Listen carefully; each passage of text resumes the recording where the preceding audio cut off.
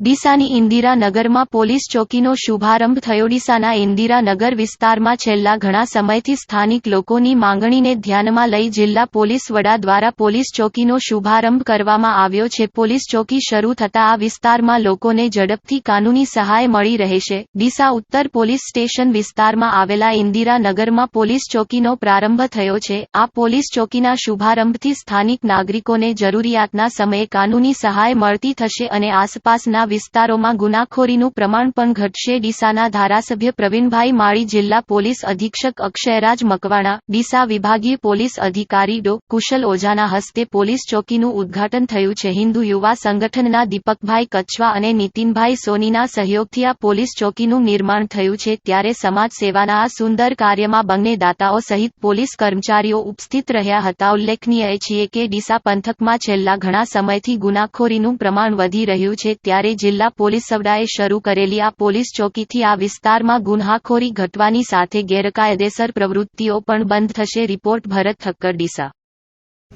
ઘણા સમયથી ઇન્દિરાનગર અને રેજમેન્ટ વિસ્તારની અંદર પોલીસ ચોકીની માંગ ઊભી થઈ હતી।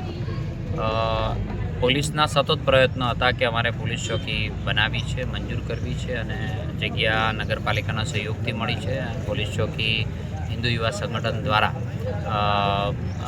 મિત્રો દ્વારા આજે જનભાગીદારી કરી અને આજે પોલીસ ચોકીનું અનાવરણ કર્યું છે। આ તબક્કે બનાસકાંઠાના પોલીસ વડા અક્ષયરાજી મકવાણા ખુદ અહીં આવ્યા છે અને તમામ લોકોની સાથે રાખીને આજે આનું ઇનોગ્રેશન કર્યું છે। આ વિસ્તારના લગભગ 8,000થી વધુ લોકોની અંદર એક ખુશીનો માહોલ છે।